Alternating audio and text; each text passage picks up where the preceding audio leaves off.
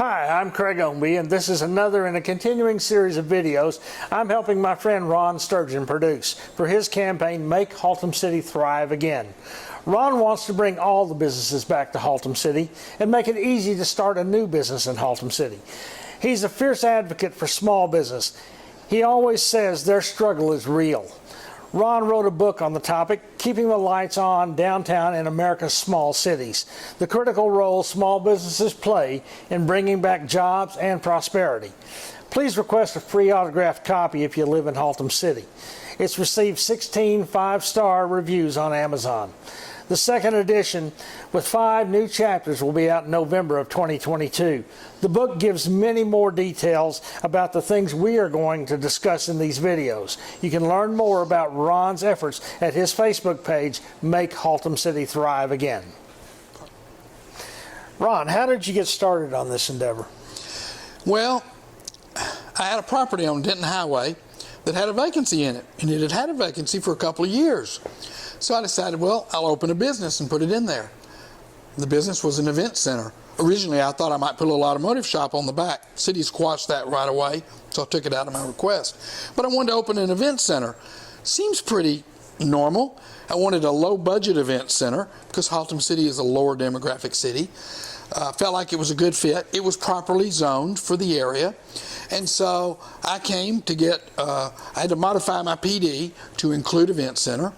And I got through planning and zoning, no questions, it was fine.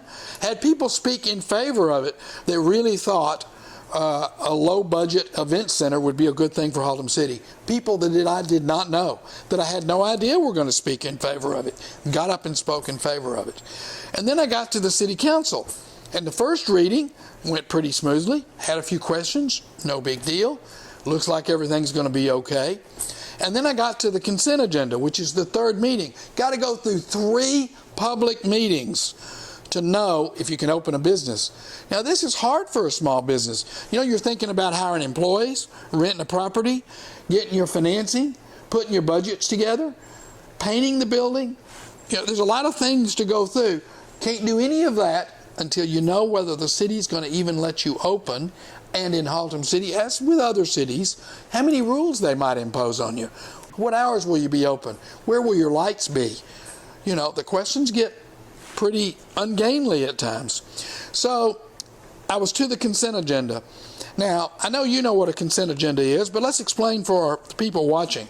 The consent agenda is where things that have been heard prior in a public hearing get put on an agenda that's perfunctorily, more or less, approved. They put all the items, instead of each individual item, in one consent agenda.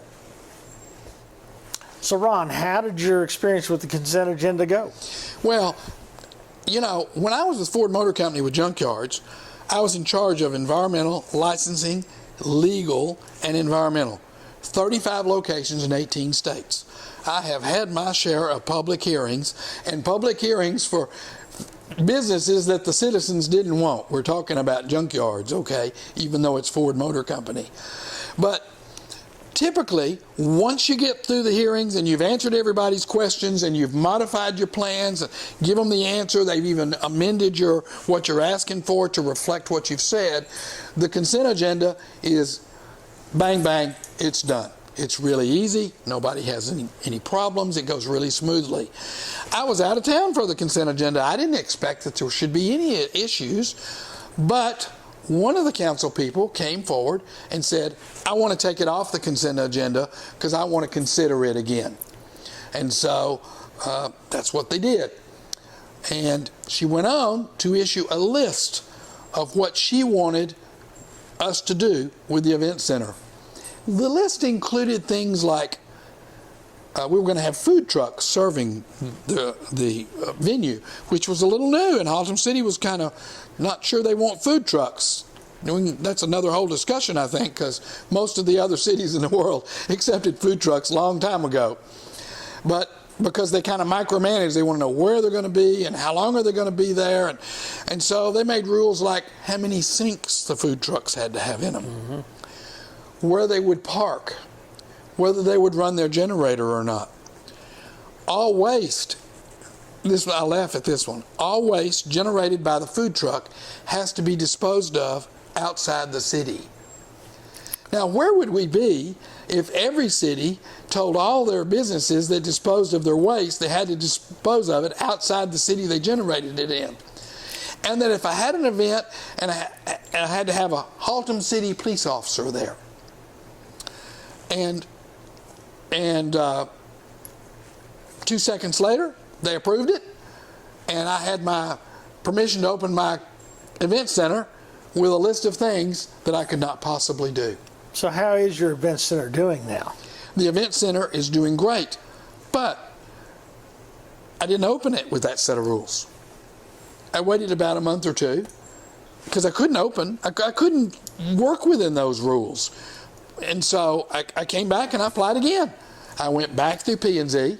I came to the council. I took the list they'd given me. I took all the things off of it that didn't make any sense or combined them. For instance, the sinks. I put all food trucks will be licensed by the county and inspected like a restaurant, which is already in effect. We know that's already in effect. Yeah. The city doesn't need to tell me how many sinks they have because the county's already told the trucks how many sinks they have to have.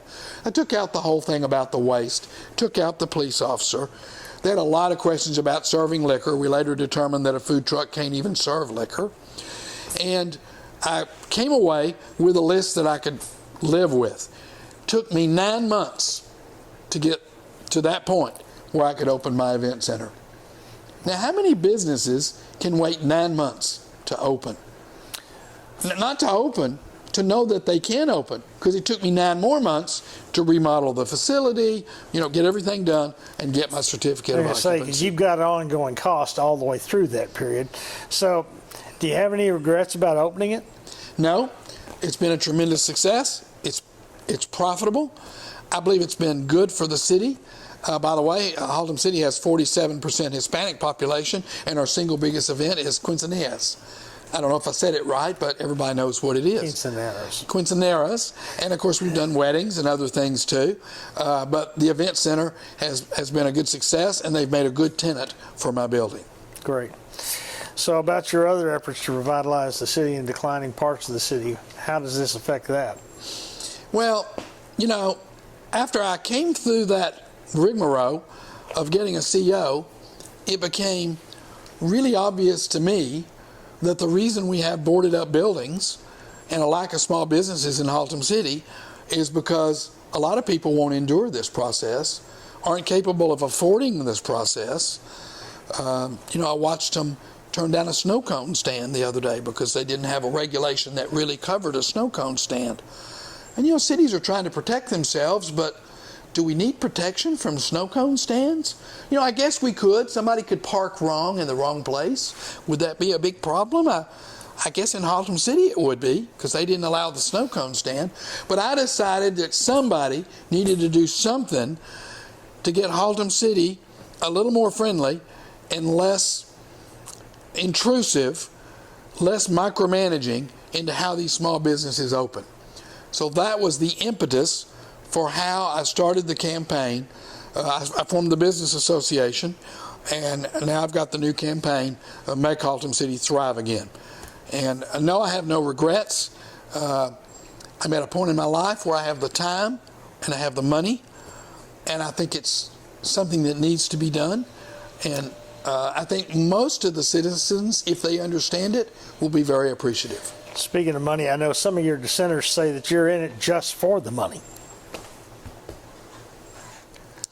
My dissenters have looked everywhere they can for a skeleton in a closet or something under a rock that they can say ugly about me, and they just hadn't had any luck.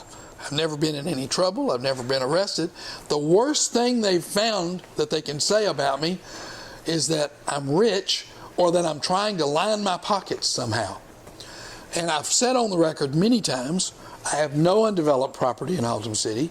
I have no buildings that are vacant in Haltom City. I have nothing going on with the city. I don't have any issues that need to be resolved with the city.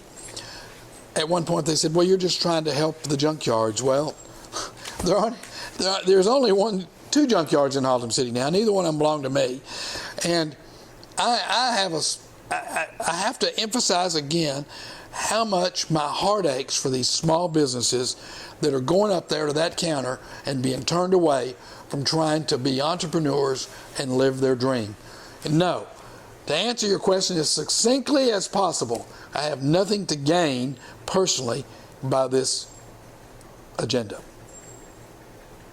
These videos are to help voters so they can make an informed choice in the next election about who's going to lead and bring solutions for the city.